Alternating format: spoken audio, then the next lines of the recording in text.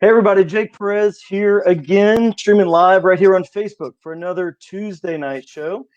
New episode of my new show, Onward with Jake Perez. You can catch me right here every Tuesday night, 7 Central Time, where I'll be chatting with some of the world's most interesting people as we share ideas and concepts that may just change your life. Tonight, my guest on the show is not only a great man of God, but he's also an amazing family man, an outdoorsman, marathoner, church planter, and a published author. It is my pleasure to welcome an old friend of mine and the pastor of Family Life Christian Church in Sugar Land, Texas, Pastor Terry Darnell. Welcome to the show tonight. Oh, thanks for having me, Jake. It's good to have you, man. I appreciate you coming on. And for those of who don't really know, we've been friends for 20 years, I guess, since our kids were babies and whatnot. So we've been hanging out for a long time. So it's cool to get to hang out with you. I appreciate you coming on the show tonight. And so appreciate you being here, man. Oh, absolutely. It's a pleasure to be here. And you're responsible for causing me great pain in life. I remember many years ago, you talked me into running that first marathon. And for my 30th birthday, and I was like, man, I think I just took 7 years off my life. But great memories. I kind of thought that might have come up tonight a little bit. Yeah, Terry and I did the Houston Marathon. I was able to twist his arm and get him to do the Houston Marathon with me a few years back, and getting to be quite a few years back, I guess, right now. But that was definitely a lot of fun doing that with you, man. So look, Terry's not only been an old friend of mine, but he's also my pastor. He's the pastor of Family Life Christian Church in Sugar Land, Texas. Has been he and his wife Tracy founded that church about 20 years ago. Is that right, Terry? It was been about 20 years ago y'all founded Family Life Sugar Land. Yeah, it's right at 21 years. Yeah, it's a Yeah. long time. Yeah, so it's been a while. It's been a long haul. So Terry's is my pastor personally, and a good friend, old running partner, and pastor of my church. And a couple of, I guess, about a week or so ago, Terry, I told you we kind of talked about this a little bit, but I've been doing this show 5 6 weeks now, and we've been talking about I just kind of felt like I needed to create a space for people who were struggling in life. They wanted to change something about their life. Sometimes people need to work on relationships or money or their health or, whatever it is. And so I just felt like I wanted to create a space where people could kind of come and learn and grow and talk to various experts. Not that I'm the expert, but I'm trying to bring experts on the show to talk about a variety of different topics that I think could help people change their lives. So when some of the previous shows that, we've talked about visualizing and doing a lot of visualization to create your own reality. Another friend that we have in common, Pastor Francis Martin, wrote a book, pretty famous book, right? Hung by the Tongue, where he talks about the importance of our words, right? Because our words kind of become our reality, and I think our thoughts and our words kind of become our reality. So anyway, you kind of hit on that in church in your sermon, part two, the chosen part two, about a little over a week ago, and you were just talking about the different conditions that happen in people's lives when they're seeking a miracle, right? And sometimes people are seeking miracles. It might be a relationship, it might be health, whatnot. So I just thought I'd bring you, kind of on the show and chat a little bit about that. I texted you personally, told you it was one of the best sermons I ever heard you preach, So if you want to just kind of go back and share a little bit, I know some of the inspiration for that we talked about. The Fourth Dimension, Dr. Cho's book. So if you want to just give us a little bit of background behind your thought process and kind of what you're thinking when you're putting that sermon together, and kind of dig in. Just one last thing. One of the big things I heard you say during that sermon was that pretty much all of our problems, the answer, it's a supernatural answer. There's an answer in the supernatural realm. And I'd love for you to talk a little bit about that with our audience tonight. Yeah, so when I felt like the Lord called us to start this church, a little more than 20 years ago, and to help families. And we have a lot of young families in our church. We have a very diverse church. We have African American families, Hispanic families, Caucasian families, Asian families. And one thing I noticed is, despite what your ethnicity is, or whether you're rich or poor, everyone has problems. Everyone has issues they're trying to overcome.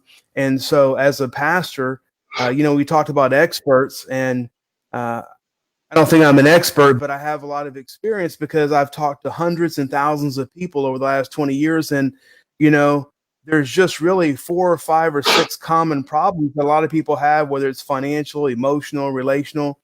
And so one of the difficulties is, some of the people in my church have been there for, close to 20 years the whole time. Others have been there 6 months. And so whenever I do a message, every week, I know what I want to accomplish, but I got to come at it from a different way, and to keep people coming. And so I was thinking, we're talking about the miracle, the miracle of the supernatural catch of fish there in Luke 5.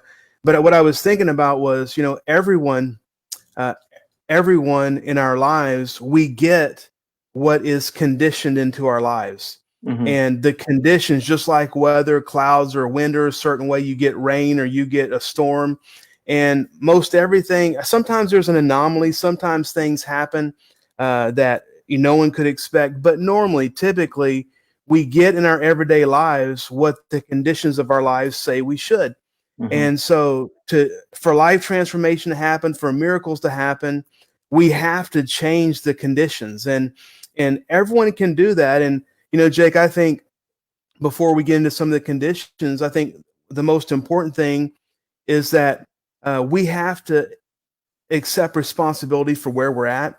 And mm-hmm. I've noticed that, everyone can change, but mm-hmm. most don't. Mm-hmm. And I think one of the reasons is, we don't accept responsibility for where we're at. Now, let me say this is a really big deal for people. Where you're at may not be your fault. Sometimes people betray us. Sometimes we experience things in life that it's not our fault. We did nothing. Think of somebody being abused as a child. I mean, that's a terrible mm-hmm. thing. Most of the problems we cause for ourselves, but whether your problem was caused by someone else or yourself, we just have to wake up and say, hey, this is where I'm at. I've got to own it. I've got to take responsibility for it, because if I don't recognize that it's a problem, it will, I can't move on. And that was the first condition, that, to receive a miracle, the first condition is you have to recognize the problem. Mm-hmm. And, for Peter, James, and John that day in Luke 5, the problem was they'd been fishing all night and they hadn't caught any fish. Right. And that seems like a very simple problem, except that's how they made their livelihood. No mm-hmm. fish, no paying of taxes. You can't pay for your boat. You can't support your family.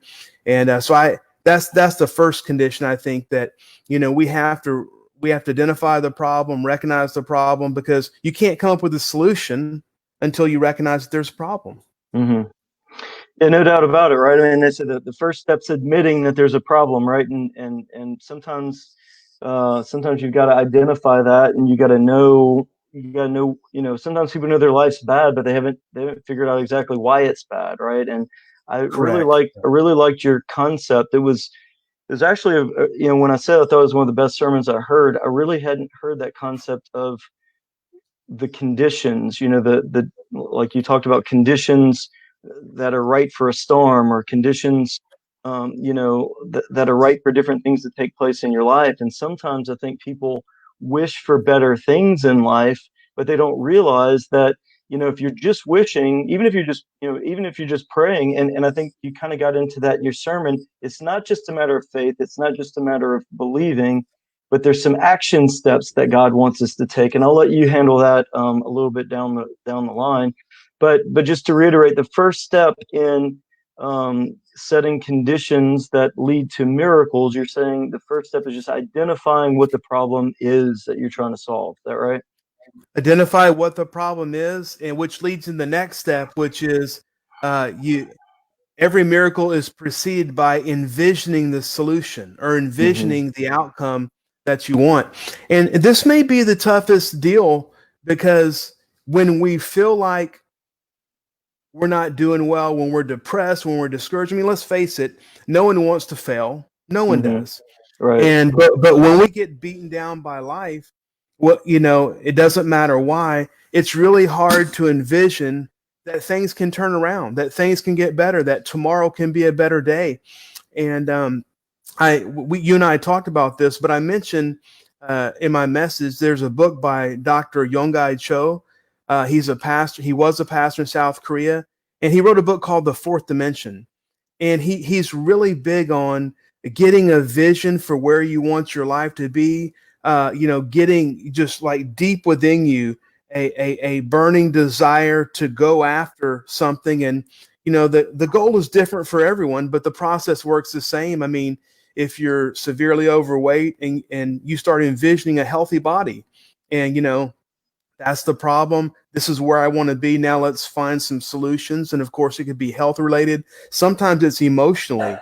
Many people struggle from emotional problems and, being rejected or hurt or, betrayed. And, if your emotions aren't healthy, it's impossible to have healthy relationships. And so, Mm-hmm. but what he talked about envisioning, and it's an incredible story.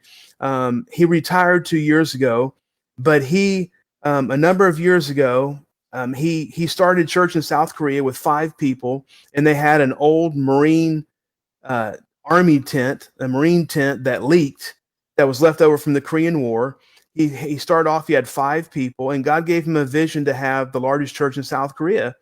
And over the course of his career, he ended up having 750,000 people. And I Wow. mean, they couldn't build buildings big enough. They starting planning churches with his pastors with 10,000 people.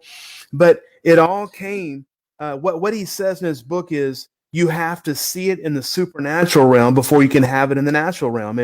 And this is kind of a faith-based thing. The Bible's very big. Hebrews 11:1 says, faith is the substance or the confidence of things we're hoping for and the evidence of things not seen. And Mm-hmm. so faith, what we're talking about is having eyes of faith, not seeing things to the natural realm, because the natural realm can be depressing. The natural Mm-hmm. realm will keep us where we're at, but really looking into the supernatural realm and getting a vision, not, this is not what I can do, but this is what I can do if God gives me the strength, if God gives me the discipline, if I get some outside help from friends and family. And Mm-hmm. he was really big on that. And I told a funny story, and feel free to interrupt me anytime if I'm rambling too long. But You're when we good. started Family Life, we had like 14 people, and God had given us a vision of just having a multicultural church, and we had like 14 white people. I mean, we didn't have no one else. And I read his book, and every Sunday before church I would go in the auditorium, and I would just sit there and pray and visualize and just ask God to give me a vision, and I would see the room full. Mm-hmm. Now church would come and it wouldn't be full. And I did that week after week, day after day.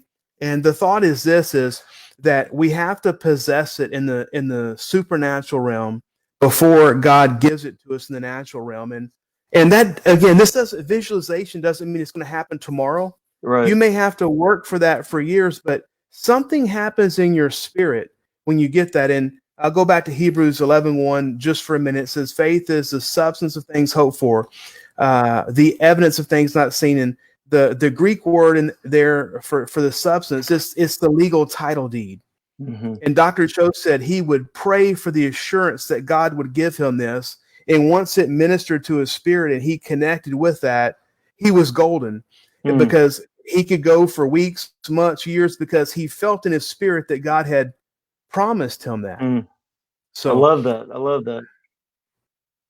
So you're talking about, from Dr. Cho's book, the idea of actually in the spiritual realm, praying, envisioning, believing for something until he actually feels like he gets the title, actually gets the title deed, ownership of whatever the thing is that he's believing for, and visualizing. This is so interesting to me because this is actually kind of how this Tuesday night show got started for me. I've always kind of been in health and fitness, but as life goes on, I end up, putting on a little weight as things happen. And so for me, I actually tried a few different things, did a lot of running. I did learn one important lesson. You can't outrun food, that's for sure. You can run as many miles as you want, but Yeah. you can't outrun food if you're eating bad. So, but for me, what happened was I got a hold of a book by a guy by the name of John Gabriel, and he talked about visualization for weight loss. And this is a couple of years back. So my story basically is I ended up losing 43 pounds, doing really nothing but visualizing for weight loss. Right? It was pretty simple. It was pretty basic. And I know for sure it worked for me, right? And I started figuring, well, if it works for weight loss, then it probably could work for a lot of other things as well. So that kind of started me on this journey of kind of digging into helping people transform, whether, it could be health, it could be finances, it could be relationships, a lot of different things, because, there are a lot of things on my path I'm working on right now. But when I heard you, 7 or 8 days ago, or 8, 9 days ago in church, bring this message about visualization, I don't think this is something that I've been in church a long time, and I don't think it's something I've heard a lot of in church, to be honest with you. We hear faith, and we hear have faith in God, trust God, but the mechanics of what you were talking about on Sunday, that step 2 in terms of creating the conditions for a miracle is to envision what you're talking about.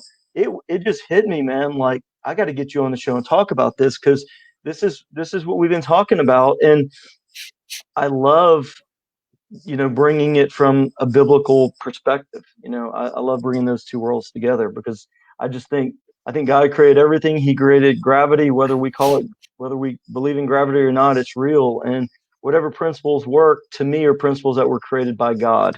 So I appreciate you sharing that. So visualizing, so can you give me some examples in your own life that that you've seen things materialize from these principles you learned from this book, The Fourth Dimension?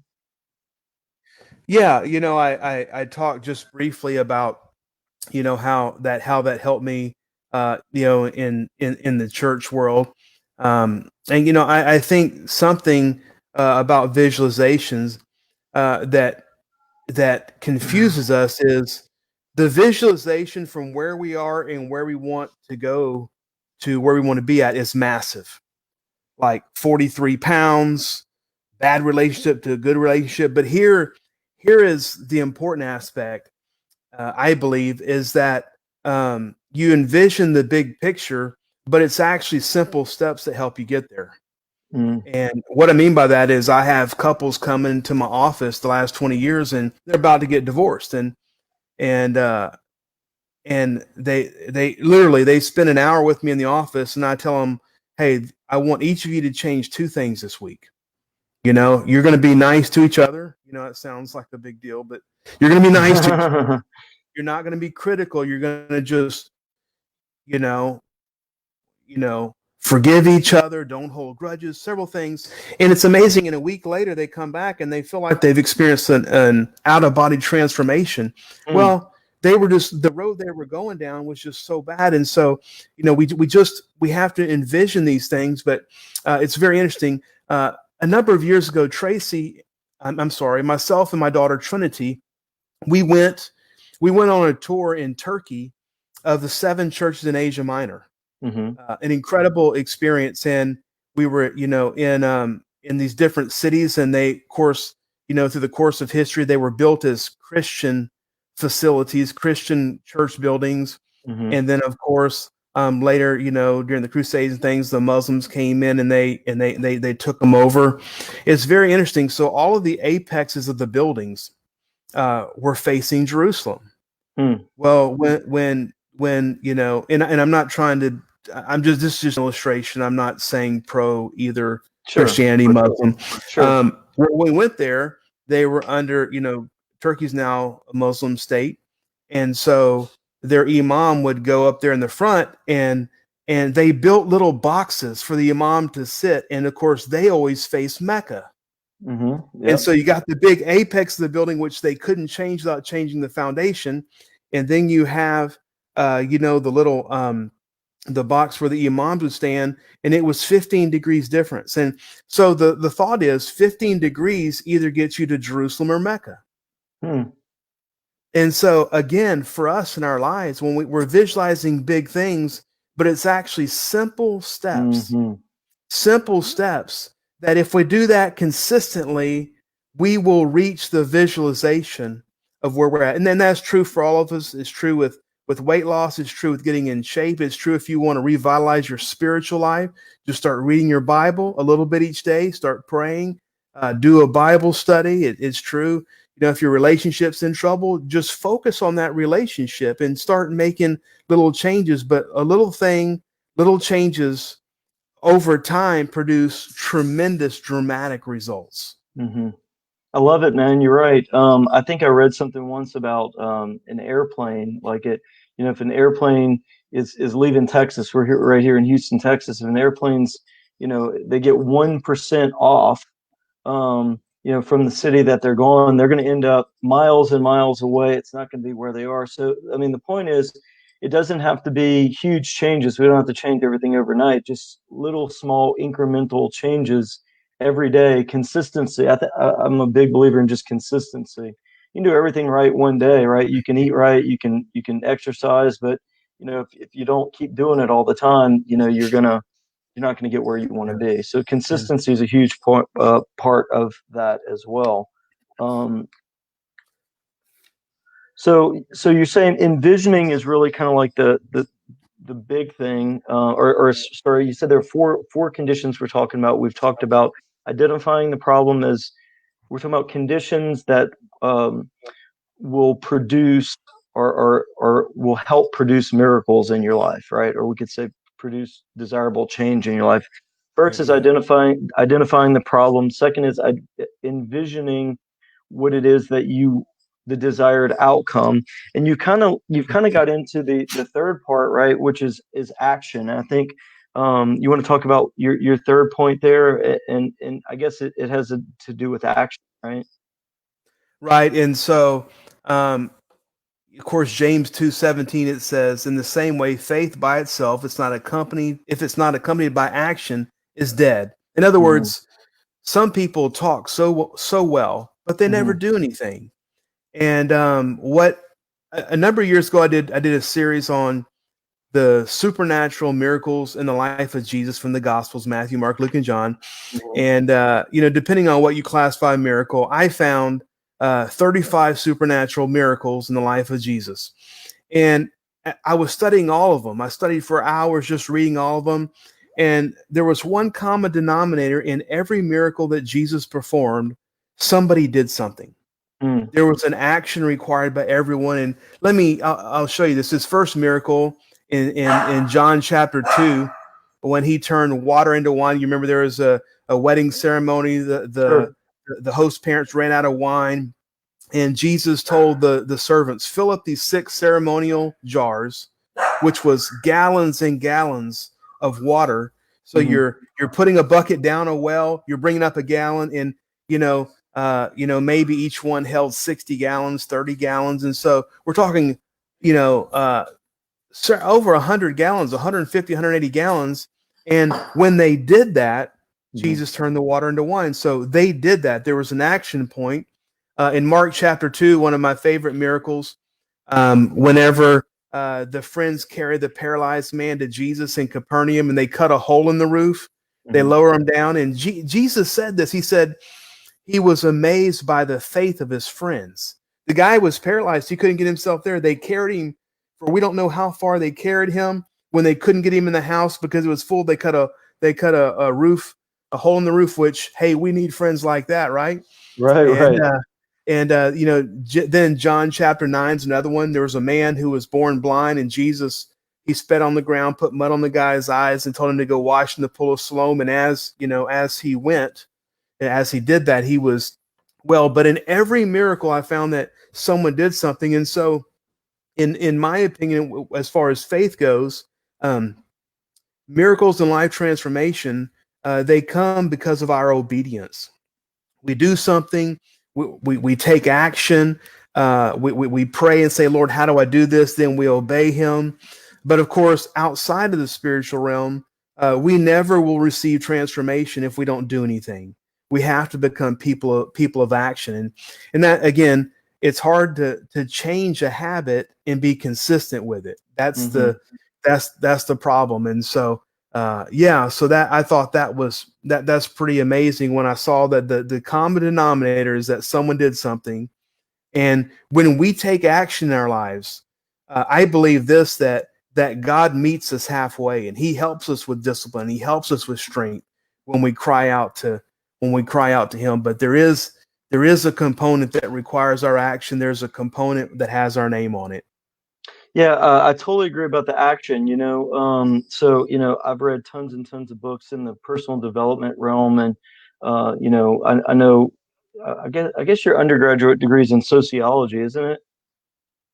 That's correct. Okay, so I mean, you've been around that world and the personal development stuff, and I know you're a huge reader as well. So I know there's a book that came out called The Secret many years ago. Are you familiar with that?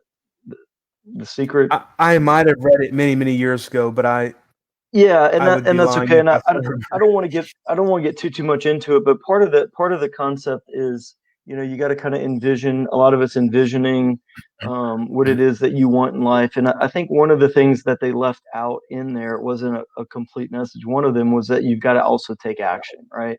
It's the idea that faith without works is dead, as you already kind of mentioned. Um, so now I read a book recently by Dr. Joe Dispenza. It's called Breaking the Habit of Being Yourself. Um, and it's kind of an interesting look at the habits, things that we do, and it's just kind of a follow up to what you're talking about. That yes, you got to visualize what it is, the outcome that you want to solve whatever problem you're trying to deal with, but they're also you also kind of have to undo some habits a lot of times, right? Which is what you're talking about with the conditions that you're talking about, right? If your goal is to lose weight, some of the conditions are what does your diet look like? Like, what are you doing? What do you do in the morning? What does your daily routine look like? And if it's not producing the results that you want, I think you were talking about changing the conditions in your life, which is kind of like taking that action step out of obedience, right? If you know what to do and you don't do it, you can't sit around and expect or wait for a miracle, um, you know, just in faith, right? And I kind of love the idea that, like you said, every miracle that Jesus ever did, or that was at least recorded in the Bible, um, there's some sort of an action step involved as well. So talking about some of these books, these you know professional or personal development books and whatnot. One of the ones I've read is called The Power of Now. It's not really a Christian book per se, but I think the Bible kind of talks about the importance of that as well. Um, Oh, Jesus tells us to give no care for tomorrow, right? Like tomorrow has enough cares of its own. Is that right? Is that a biblical principle that? focus on a day. Yeah, it is. And I was gonna when you were talking, I was thinking about another book. I don't know, probably it's been a long time ago, maybe 10, 15 years ago. There was a book that came out, and it was called uh, "Good is the Enemy of Great." Hmm. And I thought that because as we're talking here, I believe that as we talk about these things, all of us have to evaluate, because the thought of that book was God is given within all of us incredible potential.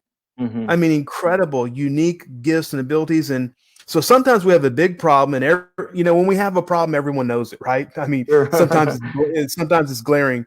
Right. But I think about how many people are walking through life, and they're doing good, they're making just enough money, their marriages, it's good enough, their kids. But again, these principles, the goal is that we have abundant life, that we have more, that we're blessed more than above. And so I would even challenge some of the listeners tonight is, hey, sometimes we think, well, I'm okay, I have people people fill churches and like, well, I'm okay, I'm not in trouble, and but we don't want to just be good. We don't just want to get by. We want to be great. We want God to be able to use all of our giftings and potentials and abilities and there's so many great books out there, but that one spurred me on a while back because I was thinking, sometimes we just get in this rut that, well, we're doing okay, and we don't think about, yeah, but we could do better. If we're doing okay, well then, okay, let's change gears. Let's help somebody else. Let's not just enjoy all of our comfort for ourselves. And so anyway, I thought that was a really good concept, and really it applies to everybody, I believe. I love that. So the title of the book was "Good is the Enemy of Great." Is that correct? Correct. Yeah. So good is the enemy of great. So really, I think you're right. I think sometimes, if we're talking about church, if we're talking about Christianity, sometimes I do think a lot of people in the world think about Christianity, going to church, as being somewhat restrictive, right? Like there's a set of rules that we got to follow, and I can't do this and I can't do that. I can't go out drinking with my friends or whatever it is, right? But I think you would argue, and I'll let you speak for yourself, but I think you would argue that the Christian life is a lot more about abundance rather than just having to follow a set of rules and dictates. Is that right? Yeah, that's correct. And one of the things that I like to say is, I'm not a legalistic person, and a lot of times people of faith, in every faith, we become legalistic and indignant and righteous over things. And Jesus really came and just, the religious leaders hated him because he just blew up their whole concept of religion. And he's like, it's not about rules, it's not about laws, it's about a relationship. And those things drive you to a relationship with the Lord. It's very common. I was talking to somebody, and years ago I had a conversation. It was a good conversation. They were asking, well, all the Bible says is what I shouldn't do. And I was like, well, that's not correct. I said, have you read the Bible? Well, not really. I said, well, there's 7,000 places in the Bible where it gives you a promise. It's a promise of blessing, a promise of prosperity and different things. And I started asking him, like, well, what is, you say the Bible's a bunch of rules. What rules are you talking about? I said, well, the 10 Commandments. And I said, okay, well, let's talk about those. It says that you shouldn't commit murder. And I say, when God says not to do certain things, it's because if you do that, it hurts everybody, right? Like, is anyone ever murdered and it doesn't hurt somebody? It hurts family members. And adultery. I've never met a couple where one of them have committed adultery where it didn't cause tremendous pain and embarrassment on both of them. And so, some of the things that the Bible tells us to steer clear from is because God knows that will hurt us, that will cause us pain. Right. But sometimes people think it's a bunch of do nots, and the Bible is filled with, love people as yourself, do good to others, pray for people, serve people. So there's there's a lot more do's in the Bible than there aren't the don'ts. And it's I'm trying to think of who's that famous author? Mark Twain. He was talking, and he said, it's not the things that I don't understand about the Bible that scare me. It's the things that I do understand, right? There's so much that I do understand. So yeah, I think, it's about a relationship. God loves us. He sent his son for us no matter what we do, even if we choose to live a life from him. But he knows that the most rewarding life is when we learn, come into relationship with him, and we follow his commandments out of love, not duty. I think that's the most important thing. That's awesome. So some of it. So we're talking about the 4 conditions that help manifest miracles in our lives. We said the first one was identifying the problem. The second was envisioning the desired outcome. The third one was action through obedience, being obedient, taking action, appropriate action. That kind of gets us up to the last one. Do you want to mention what the what the last condition is that precedes a miracle? Yeah, I think that it's humility. It's humility, and here's the bottom line: uh, we need other people. We Mm-hmm. need God in our life. We need His power, His strength, His encouragement, His help. We need other people too. And the truth is, if we could transform our lives by ourselves, no one would have problems. But we do. And so many times I'm talking with people, and again, I don't usually, if I can't help somebody, I know someone who can. Mm-hmm. And it's amazing. I'm talking to people who have issues, and maybe they're having relational issues and they don't want to come to me for counseling. So our church will offer to pay for professional counseling because we Mm-hmm. want their marriage to be better. And or we have classes. We have a class on helping people with their finances or addictions. We have all these type of things, and I'm shocked so many times when people, they come to me for help, but when I say, hey, you need to get with these people who can walk with you, Mm-hmm. so many times they back out and like, well, I can do it by myself. I'm like, man, I've been knowing you for 7 years and you've been having the same issue there. But so I guess, and maybe when humility, it's not just arrogance that keeps people. I think sometimes it's embarrassment. Mm-hmm.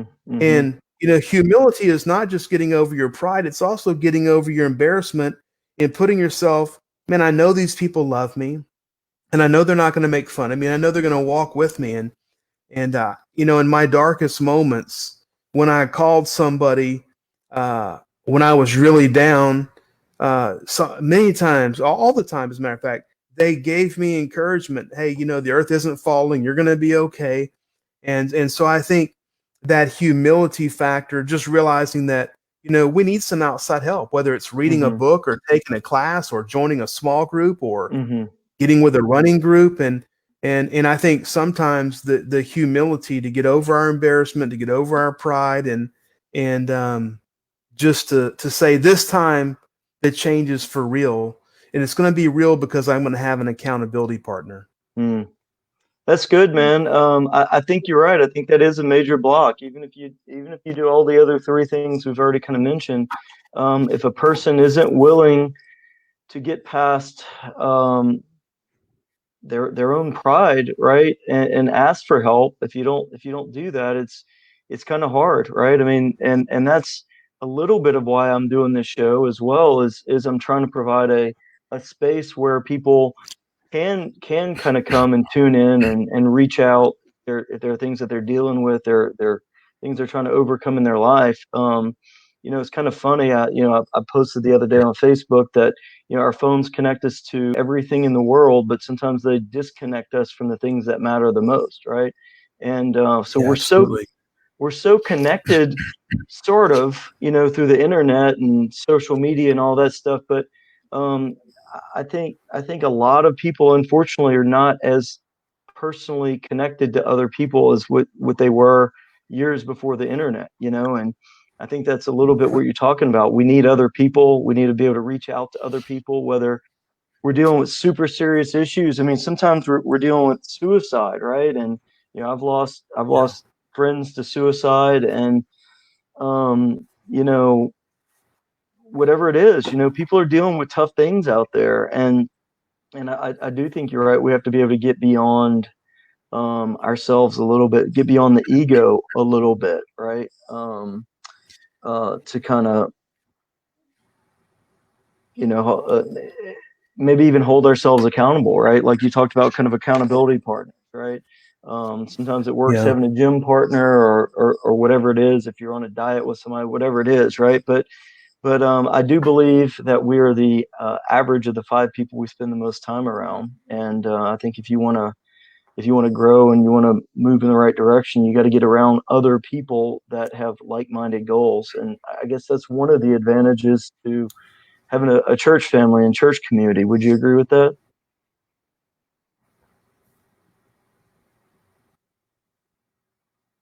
Can you hear me there? I can, yes. Okay. Um, yeah, again, we got to put ourselves around people who love us and care for us. Mm-hmm. And we just, I mean, it's sad to think that one of your friends doesn't love you or care enough about you to say, hey man, you're going down the wrong tracks.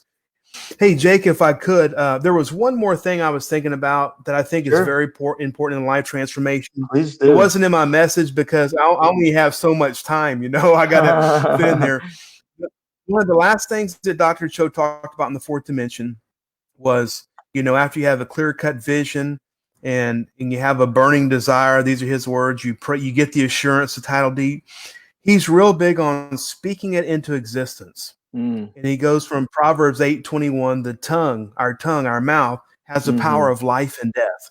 Yeah. And what he says is, if you put a tape recorder on your mouth all day and you record, when you play it back, so many people are they're downers, everything's negative. And he says, he gets up every day and he just begins. So if you want your marriage to be better, you do the things we've been talking about, and then just start speaking life over your marriage.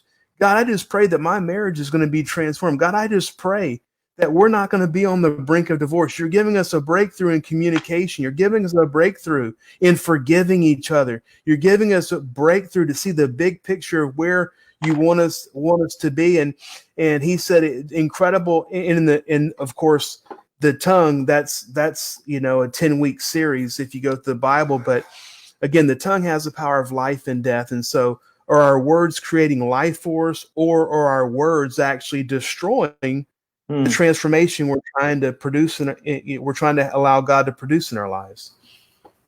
That's super powerful, man. You're right. And a lot of people, unfortunately, get in the habit of, I think, so one thing I've focused on, talked a lot about in this show is how important our habits are. And I don't know the exact number, but I think it's overwhelming percentage, maybe 90+% of what we do every day, we do just out of a subconscious habit, right? And I think the words that we speak, we get in those habits, right? And if sometimes you ask people, how they're doing, and that you get these negative responses and whatnot, right? Yeah. And like, well, I'm still here, I mean, I am not dead yet. Stuff like that. But I do think it's important. I totally agree with you that we've got to speak positive things, right? It starts with envisioning. It starts with our thoughts, and our words are so unbelievably important. So, action's important, but our words are part of our action. It's part of the conditions that we create in our lives, right? And even in small ways, just things that I think about and I talk about. You know, I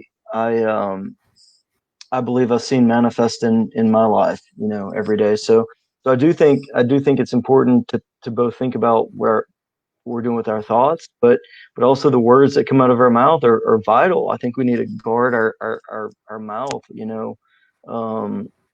pretty ferociously guard the words that come out of our mouths, because I do think our words become our reality. Our thoughts become our reality. Our words are thoughts before they're words. Yeah. It's so simple, but I was meeting with a person one time that was complaining about their job. Mm-hmm. And I said, man, all I've ever heard you talk about is bad things from your job.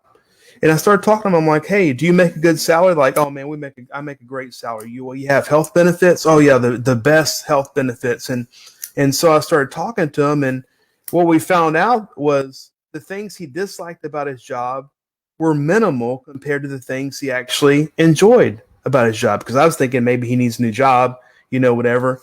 Right. And I said, well, let's try this. For the next 2 weeks, I don't want you to say anything negative about your job.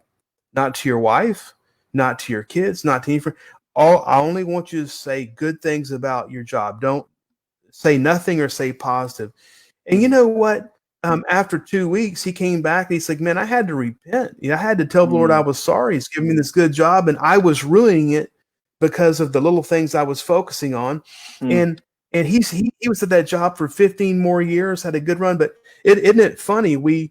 Sometimes we get in a train in a downward spiral, and we just don't realize it. It's not that we want to do that, but submarine our own lives with our talk. But But it's hard to go wrong being positive. Even if you need to make a change, you can still be positive during the transition. Absolutely. Super good point. Hey, I think we've covered about everything from your sermon, but I got a couple of that I wanted to go over, but I got a couple of bonus questions. You have a couple more minutes to hang with me? I do. All right. So this is something I've been thinking about over past few months, and I've discussed with a few other people, but I might as well ask Pastor while I'm on here. So, most Christians would say that, if you're talking about prayer and you're talking about, how you want your life to go or what you want it, to how you want to envision your life, a lot of Christians would say, well, I want God's will for my life, right? And I don't think a lot of Christians would argue with wanting God's will for your life. So here's my question for you.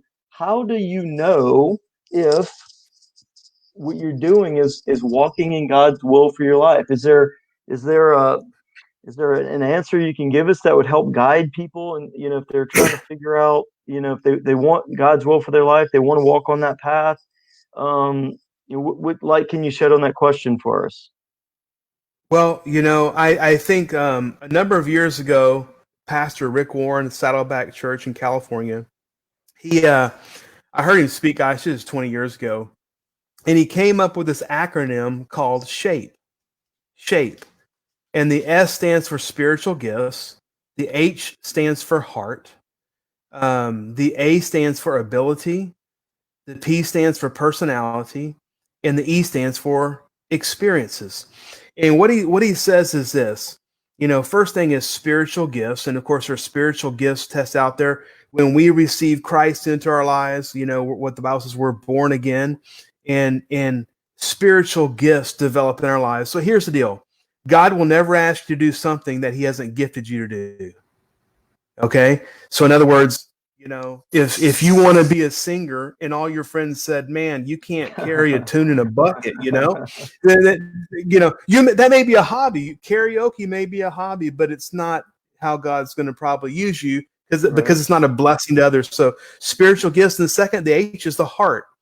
God will always put in your heart certain things. He will sometimes he asks us to do things that aren't forever things, but when we're in God's will, talking about occupation, things like that, it'll line up with our spiritual gifts.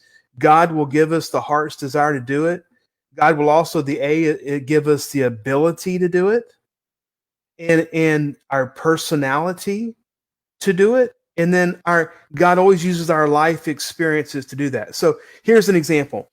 Somebody may have a gift of teaching, a spiritual gift to teach, but that doesn't mean you have to teach toddlers. Your heart may be for senior adults or high school students, so even within that gift, there's a lot of ways you can use it. But again, God will always, I believe he will, his long-term goal is for us to get in our sweet spot where we can really be productive. It's a blessing to us. We feel fulfilled, but also it's a blessing to others. It brings increase to others as well. I love it. I appreciate you sharing that answer with us tonight. I do have one more follow-up question if you have another couple minutes. Yes, sir. So this is just a discussion I was having with a friend of mine a few weeks back. And we're talking about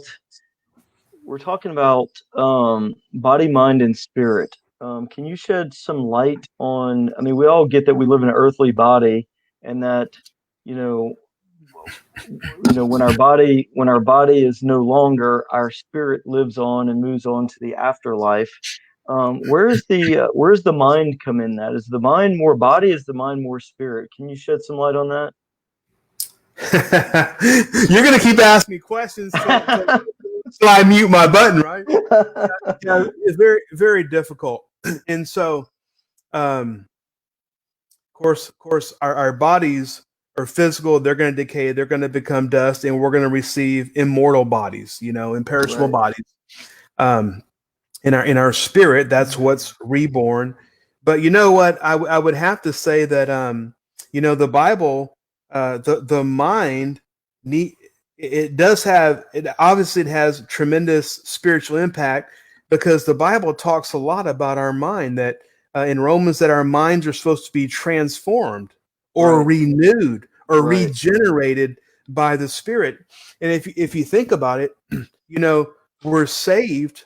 We're saved. We ask Jesus to come into our heart, but if our mind is never renewed, we'll continue to think like we used to think. We'll continue to do the different things. So I believe that when we're born again, obviously God wants to transform, give us a paradigm shift in our mind, because if our mind doesn't change, we'll never really be able to move forward with Christ. Is that kind of what you? So Um, I totally get, and my focus here is life transformation, right? And so I understand the Bible tells us to be transformed by the renewing of our minds, right? And so that's clearly an important part. And if you just think about that very quickly, you think, okay, yeah, well, our mind is what we think with, and it's where our habits come from, and it's where our thoughts come from, and all that kind of stuff. So before I move on, let me ask you this question.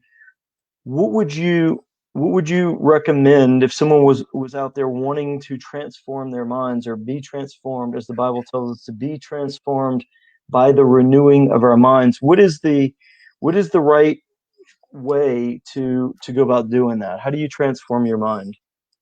Well, obviously, there's several good books you can read on that. Joyce Myers has a good book called The Battlefield of the Mind. The battle Okay. starts in the mind. But Jake, I think it's more simple than that. Again, I'm a simple person. I'm a practical person, and the bottom line is you have to change what's coming into your life. I Mm, mean, we've got to change the TV shows we're watching. We've got to change all the negative conversations we're having. mm, See, like at work, you can't help who you hang around with, right? right. That's a given. But in our spare time, we got to get around positive people. And I believe the best way to renew our mind is just to begin to read God's word, just to read the Bible. If you read 15 minutes a day, you'll read the entire Bible through in 1 year. 15 minutes a day. And of course, there's all kind of apps, the YouVersion app, and all. I mean, you can listen to the Bible, you can read it. There's all kind of devotions, but we have to. When our mind's in trouble, it's because of what we've been feeding it. It's just like the body, the Mm, diet, right? hmm. And if you cut off all the toxins, and let's face it, I mean, we're just bombarded with toxins today. I Yep. mean, I don't watch the news very much anymore because it's just depressing. It's just Sure. depressing, and but I think that's the main thing is change the diet that's coming. You can read a book and it not help you, but change who you hang around with. And again, every morning, just wake up, give it 15 minutes, just start filling your mind with God's word. And every time I read the Bible, I've read some parts of it through probably 100 or 200 different times, certain passages, and every time I read it, it speaks to me for where I'm at that time. And so I think that's the quick thing is you got to change your diet, get rid of all the trash, and really focus on things as Philippians says, things that are lovely, things that are true, things that are honorable, things that are praiseworthy. That hopefully that's not too long of an answer, but I No, think no, no. we got to sever some things. I think that's a great answer, right? I mean, so many people in the world think about losing weight and think about diets, and people are keto and low carb or low fat or whatever. People are, think about what they put in their mouth, but people don't think much about what they put in their ears, they put in their mind, what they watch. And I love that. I think that's great advice. You've got to really be mindful of what we're consuming with our minds, and that's your recommendation for Yeah. being transformed by the renewing of our minds, right? That's what we're And consuming every day. it isn't it interesting. My wife and I, we like to watch a series on Netflix or something in the evenings because I'm thinking all day, and if I Hmm. watch something that has, you know, I don't think, and Hmm. but man, it's hard to find something. You notice how I don't want to watch something where there's nudity. I don't need that. I don't want to watch something where they're using profanity all the time. I mean, I was in the army for several years. I've probably heard more than my share in my lifetime. But isn't it funny how you watch something, the first few episodes are okay, Right. Then by season 2, everyone's sleeping together and sleeping around. It's like, man, I don't. So what I'm saying is sometimes it's even hard to find something healthy to watch. We have to be very careful, Sure. in those regards. Gotcha. One last question. This one's a little bit easier, but when are you running your next marathon, man? Well, my knees, man, my knees. Your knees. I do a lot of range walking and do a lot of backpacking. As a matter of fact, I just this next week I'm picking up. I got an Irish Lab puppy, and they just love exercise. So I got it actually to start exercising with me, walking, running, and things like that. But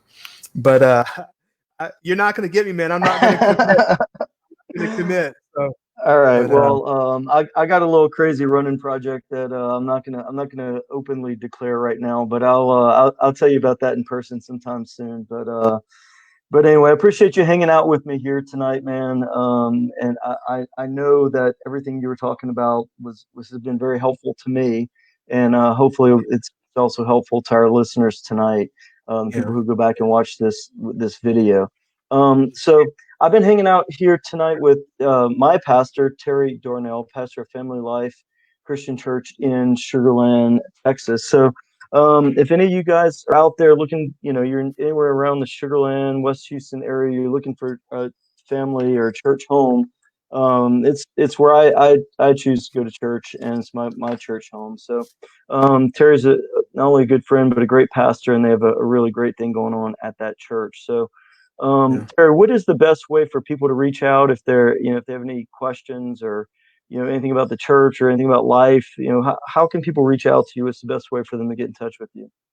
Well, we have 2 ways. Our church website, it's just www.myflchurch.com.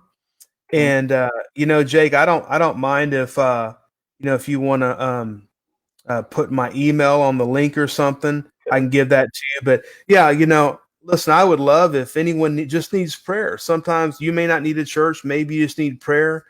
Maybe you're having an issue and you say, hey, I would like to have some resources on a specific thing that I need help in. And look, it's we're in the church world. We're in this to help people. It's not about just people that come to our congregation. A lot of good churches around, but if I can personally be of help, well, we can put the church phone number out there too. But yeah, if they go to our church website, they can, there's a place for you to contact, submit something and a prayer request and things like that. And I'll of course get with you on that. We have a phone number as well. I'm trying to remember it offhand. I never called. That's okay, man. I don't know any phone numbers at all anymore. So, but what I'll do is, good. No, I think you have my email if somebody wants to contact me that way as well. Yeah, I'll drop the church's website along with your email in the comments. So if anyone has any questions or they need to reach out for anything, they'll be able to look you up that way. So, man, I really it was fun hanging out with you this evening. I appreciate you coming on, and maybe we can do it again sometime. Yeah, thank you so much for having me, and hopefully, these discussions just spur something in all of us, because I know even when I was talking tonight, it made me think of things, and so obviously you and I, we're just on this journey. We're trying to do better, trying to grow, and so certainly not trying to come from a point that we have it all together, but just want to help people and encourage people. 100%, man. Well, I think we made some headway there tonight and gave some people some really positive things to think about. So I appreciate you sharing everything with us, man. And we'll talk soon. I'll see you in church this Sunday if we won't talk before then. All right. God bless you. Everyone have a good evening. All right, Terry. Take care, brother. Thanks for being on.